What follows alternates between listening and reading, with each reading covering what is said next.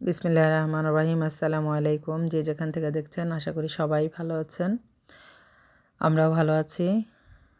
আজকে রান্না করব ডিমের কারি। এজন্য পেঁয়াজটা আমি আগেই ভেজে বেরেস্তা করে নিয়েছি। এখন আরেকটু পেঁয়াজ আমি ব্লেন্ডার করে নিয়েছিলাম, সাথে বাদাম কাঁচামরিচ একসাথে ব্লেন্ডার করেছি, আদা রসুন। হাঁড়িতে তেলটা দিয়ে আমি এগুলো সব উপকরণ একসাথে কষিয়ে নেব সামান্য একটু পানি দিয়ে।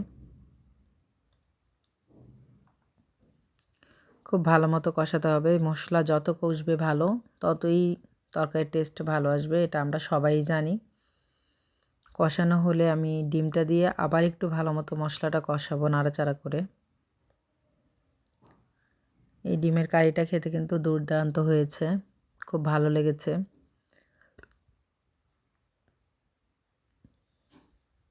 যার ভালো লাগবে সেইভাবে রান্না করে খাবে। এক এক অঞ্চলের মানুষ এক একভাবে রান্না করে। পরিমাণ মতো লবণ দিয়ে নিচ্ছি।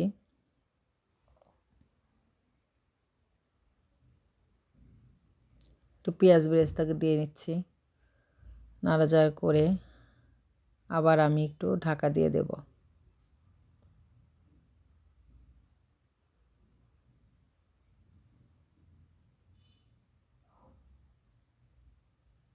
সামান্য পরিমাণ চিনি দিয়ে নিচ্ছি। তরকারিটা প্রায় আমার শেষের পথে।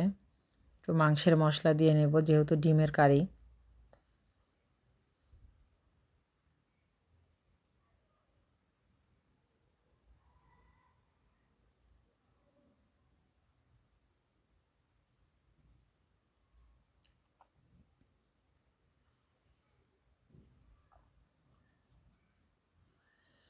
তরকারিটা আমার হয়ে গেছে, একদম মাখো মাখো হয়ে গেছে। তরকারিটার কালারটাও চেঞ্জ হয়ে গেছে।